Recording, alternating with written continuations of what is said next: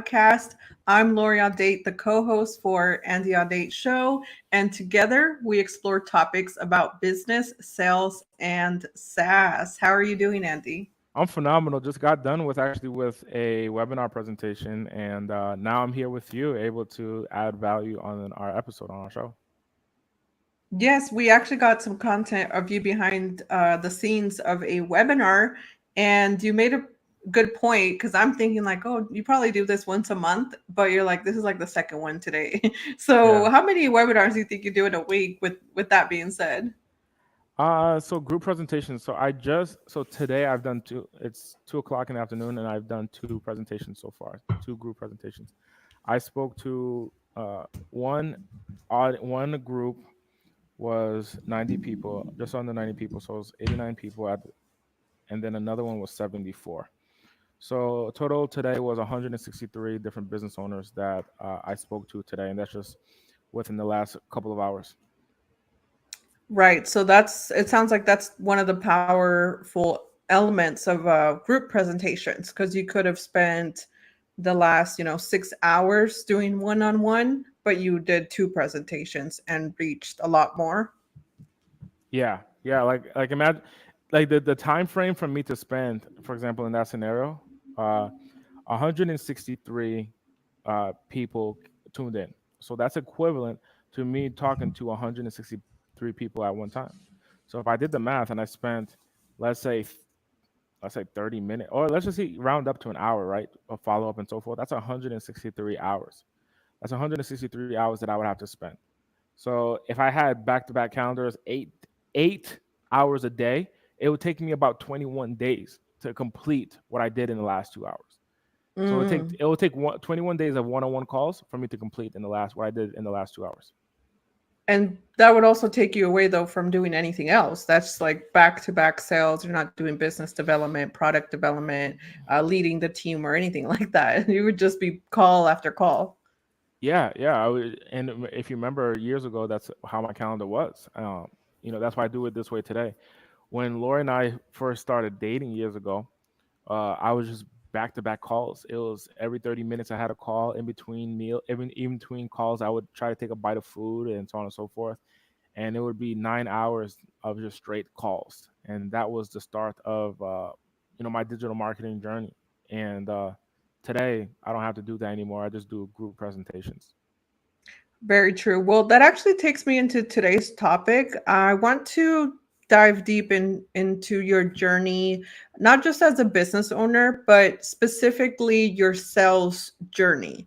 Could you share a little bit more about how you started in a sales role, maybe low ticket, you got up to mid ticket, high ticket, and now you're in a position where you lead a team? But what have been the key elements in your sales journey to now be able to do something like this, which is group sales presentation and leading a team with that? Yeah. So my sales journey started when I was selling self. Well, first of all, I had to sell my mom on like things, right? So that's one version of selling. But the actual generation of sales type sales started when I was selling cell phones at a kiosk or in a store, and it transitioned to a kiosk over time, which is harder than in store. Actually, by the way, it's harder to sell in a kiosk than it is in a store. But I can get into that if I can get into that if you want me to. However, so I was selling cell phones, and they taught me the sales process, how to sell cell phones. And what's interesting about the cell phone sales is very competitive. So if you're selling cell phones, you actually have a understand strategies, you understand building relationships, you understand presenting value that for a product that everyone else can sell, right? You're not the only person selling an iPhone. You're not the only person selling a Samsung Galaxy. So in cell phone sales, it's actually quite challenging. People would think that it's easy. It's actually quite challenging because everyone is feels like they're selling a phone, right? You had Best Buy Mobile back then. You had Best Buy Mobile. You had T-Mobile, AT&T. In my store that I used to work at, I would have like AT&T right next door to me, Best Buy Mobile right across from me, T-Mobile right across from me, one T-Mobile brand right across from me, and then Verizon just down the hall, especially in the malls when I used to run cell phone stores in the malls. And it's very competitive because you're all selling a similar product, and you only get paid when you sell a phone. You only get commission. So, with that being said, the selling the cell phones, how does that translate now to you doing webinars and having a software business? At one point, having a coaching business. And the reason I ask is I've noticed, at least with our team through the years, is many times there's like a mental block with amount, like high ticket sales in particular. So what did it take for you to go from I'm selling a cell phone, whatever X amount that was, to now I'm selling way, higher amounts? What did it take from you in your journey? I think number one, um, I think number one, but I think number one, the journey for me was belief. That was the number one thing, is I had to have belief in myself. So when I was selling cell phones, I would always like stutter my communication, and I would always, because I knew in the back of my head like there's another vendor down the hall, and I had to understand and believe that I was the one that was serving the customer the best compared to anyone else. That was number one. And then number two was I just had to get comfortable with different price points. So it started off with the $99 phone. Then it transitioned to the $150 phone. Then it came to the $200 phone, and then $500 phone, and then $600 phone, and then $997 phone. So that was a lot of the sales of for me. That was my sales journey. Then I saw something interesting. I left the cell phone industry and I came into the coaching space, in the coaching speaker world. And I remember being one of my mentors. So I used to sell tickets for Les Brown, and I used to be part of his sales team in the Les Brown coaching program. And I remember one day my mind was completely shifted. There was a lady on a call, and she was on the call with my mentor. And my mentor had this lady sign up for a $5,000 program. And that's where everything changed for me. In that moment, she said, "Okay, let's do it." And she had every objection in the book of why she couldn't sign up. Her job, she's getting older, her husband, and everything that objection in the book. But she signed up, and I saw this lady go through this transformation of actually creating confidence with herself. She never cared after she paid the $5,000 investment, and she went through the program, and she started to transform her speaking and her business and her brand and her mindset. She never cared about the $5,000, but in the middle of the sales call, she cared so much, like that she was so attached to this $5,000. So I saw my mentor guide this lady to go from lacking confidence in herself and her decisions, lacking confidence in her ability to invest, things of that nature. By the end of the call, maybe an hour and a half, 2 hour call, it was me and probably like six other guys around this conference telephone in a conference room. And my mentor is talking to this lady, and she's talking to him, and he's talking to her, and we're all like around listening, going back and forth. And at the end of the call, she's like, "All right, you know what? You're right. Let's do it." And she paid right then in our call. And me and like six other guys are looking at each other like, "What the heck? What did we just see?" Now to the lady, it felt like she was just talking to him because it was just a conversation between him and but we were watching, and that's when my mind opened up and I said, "Whoa, so you just made 5 grand?" He's like, "I just made 5 grand." I said, "Man, even in the cell phone business, as a sales rep, to make $5,000 is going to take you some time. Even in the cell phone business, it's going to take you some time." And he just made it in an hour long call. That's when like my mind completely shifted, and then I went on the journey of high ticket sales. Now, this does, and I agree with you that once you see someone else in your immediate circle, like I'm not talking, you see someone on YouTube, right? Because they're still kind of like a celebrity, or you might have, you may think I don't have the actual behind the scenes if you're just watching, someone closing a deal on YouTube. But one of my first roles out of college was $40,000 loans. But I went from customer service to the inbound sales. And I remember thinking like, this is crazy. Who would sign up for a $40,000 personal loan at 35.55 like APR? But they had such an amazing training, and it took a lot of listening to my calls, understanding the objection, getting ready for the next time. So there was a lot of tactical steps that went into me being able to do $40,000 loans, then in the future, higher ticket things like real estate. Did you have that type of training in your journey as well, where your mentors were literally beside you saying, this is what you could have done different, this is the next steps? Or was it you just taking the experience each time and running with it? Yeah, I was consistently learning. So in the beginning, it started with me like having the mentor there to show me what was possible. I think that was the big thing.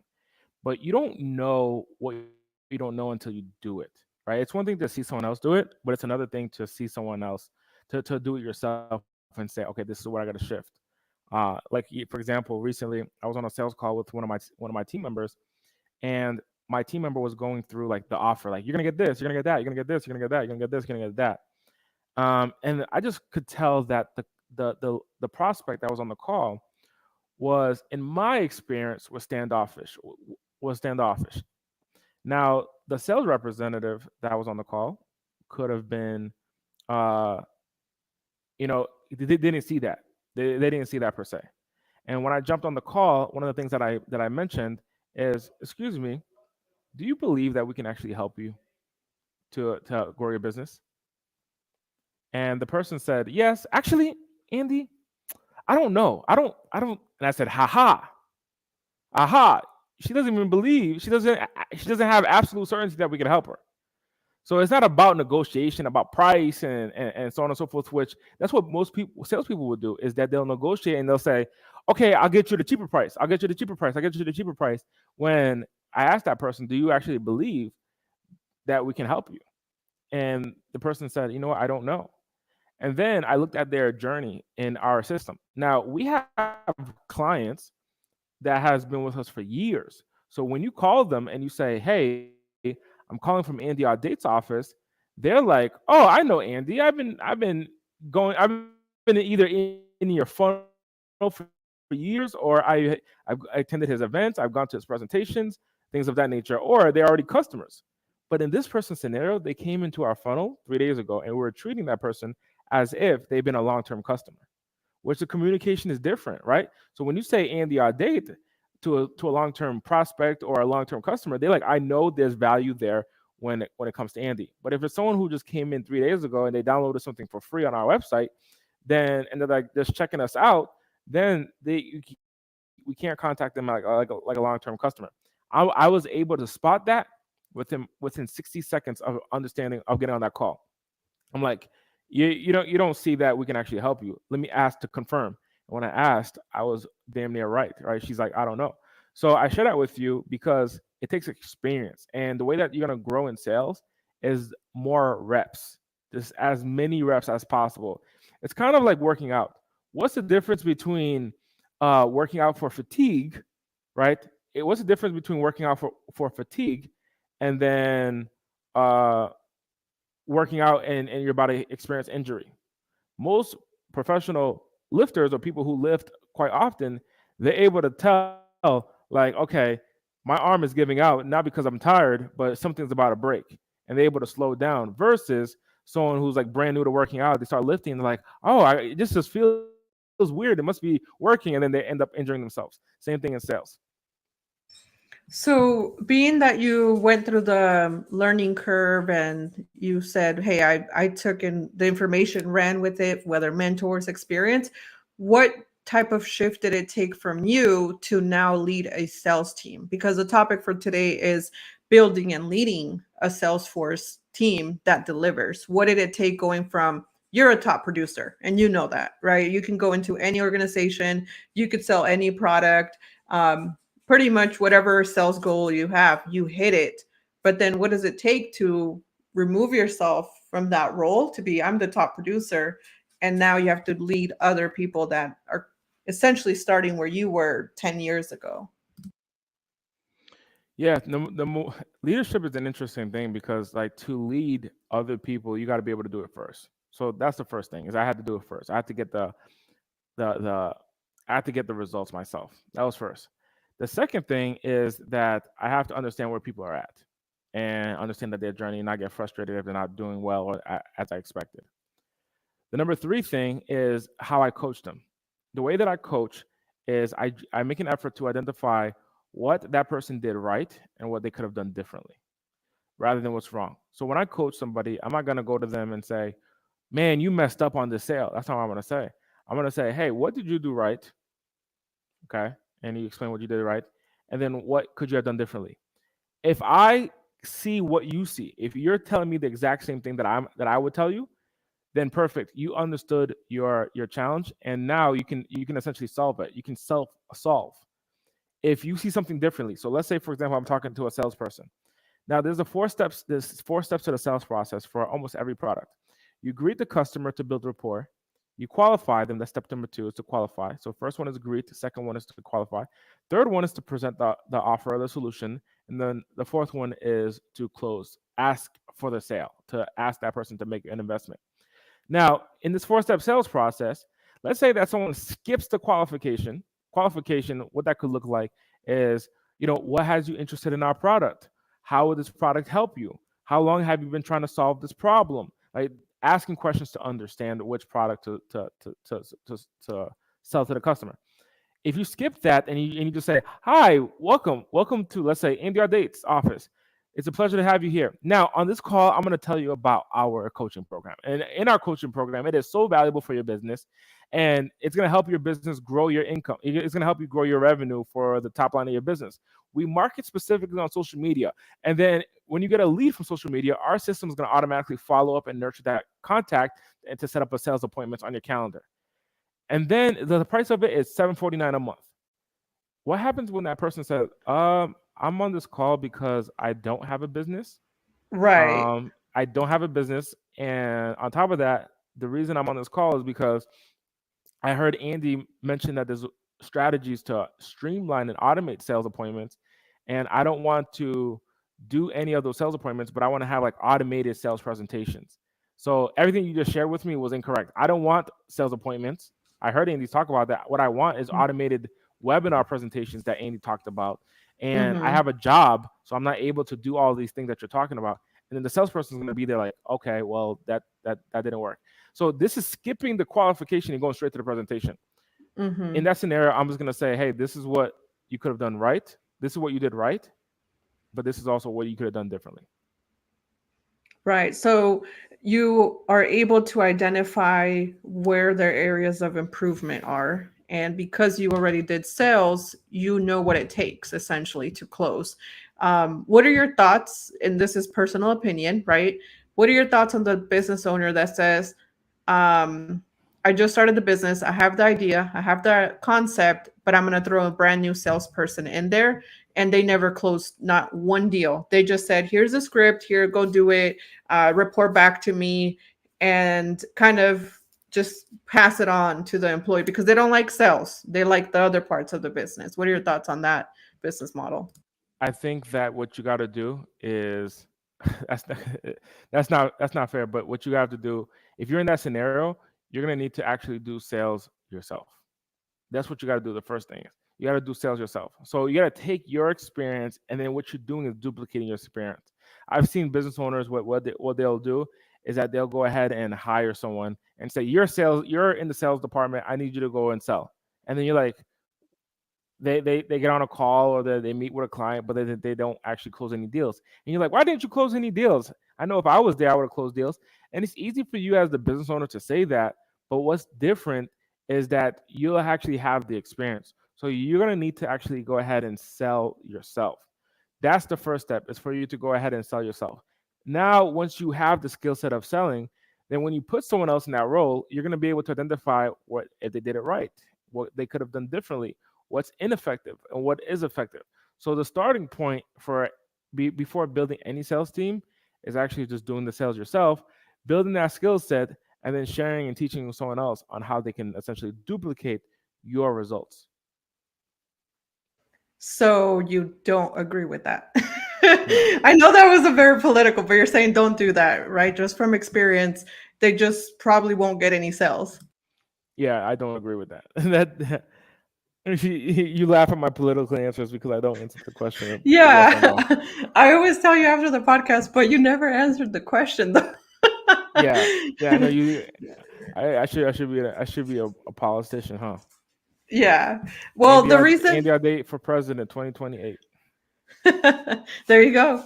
Well, with that being said, because it sounds like it's almost like what comes first? Do you build the sales team first because it can help the business grow, or does the business owner have to commit to a certain amount and then bring people in? Because also a business owner can only do so much. So in your journey, when did you identify it made the most sense to bring a salesperson?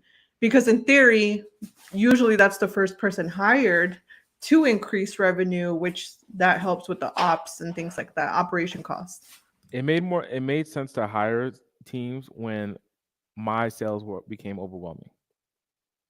So we hired sales team members when my sales became overwhelming. So my calendar was full, 9 hours a day, back to back. Every 30 minutes, I had a sales call. Every single 30 minutes, I had a sales call. And we would run ads, we would run different campaigns, we would run automations, funnels to book these sales calls. So my marketing campaign was working. The problem was it was taking a lot of my time. And the only times, and then from there, I said, hey, I can actually keep the same amount of sales if I hire someone and give them half of these appointments. And that's what we did. I said I hired someone and then I hired another person and just kept on going. But we gave them half of the appointments. And then to the point where now today I'm able to just do group presentations and put a large people inside of a group. Got it. And so it's once you're overwhelmed, you're back to back, like it makes more sense for me to delegate, these appointments and you only do a percentage now. When does it make sense to bring software and the automations for the sales teams? When does that make sense to bring into the business? To bring software, I mean, you want to do it early on because the software for the sales team is not actually for the sales team; it's for you to organize your business, and that's what creates value for the sales team is that your business is organized. So the first thing that you want to get is like a software like Progretta, which will allow you to keep all your contacts in one place, notes of your customers. So if they have specific information about them, you can keep that on the contact record and so on and so forth. So it's allowing your business to be organized. That's the first thing that you want to do before you even bring a sales team. You want to have an organized place to have all your contacts, their name, their email, their phone number in one place. So that way, as you generate leads, you generate sales opportunities, they're all in one single place that you can have access to, whether it's on your phone or on the computer. Right, because I think sometimes there's a difference as a business owner where one overwhelming day or one overwhelming week doesn't necessarily give enough leads and opportunities for a brand new salesperson, right? So an example would be like what you just mentioned. How are you going to have a full-time commission only salesperson if you don't have the leads? Like who are they going Yeah, to call? yeah, um, that's good. That's what they're gonna say. Their first day is like, all right, now I'm on your team. Who do I call? You're like, well, I have this person on my phone book. I have this other person on my phone book. I have this person on a sticky note. This person on a email, and it's like, man, I can't follow this process. And that's when you start losing people. So the first thing you want to do is you want to have the right uh, technology, and that's where Progretta steps in. Gotcha. So, with the journey that you've been on, the experiences, it went from you had to master the skill of selling, closing, qualifying, the step that you mentioned, to then identifying when you bring in the sales team. First, it comes with software, then the sales team. What is one action step? A business owner that's listening to this and they're not necessarily starting a business, but let's say that they've already felt that pain point of I'm doing all the calls, I'm the only closer right now. What is one action step that you would recommend to them so that they can continue to grow the business, but it's not just falling all on their calendar? For sure. The first thing I would suggest is to record your sales calls. So that way you can give your salespeople in the future that you hire an opportunity to see what it's actually like. So record the sales calls that were effective, record the sales calls that were ineffective, the sales calls that you lost a sale, and how you handle that. Also, the sales calls that you got the sale. That way, they can see what success looks like, but also understand what failure in a sales call looks like. That's going to be the first step to start giving your team the opportunity to duplicate your results. Got it. Well, there you have it. It starts with recording yourself, listening to yourself too, Yes. and identifying what can be improved for the next sales calls. I'm sure we'll have another portion of this because this is just the overview, and I definitely want to go into tactics and things of that sort. But thank you so much for your time, Andy, and I'll see you on the next one. I'm so glad that we're doing this.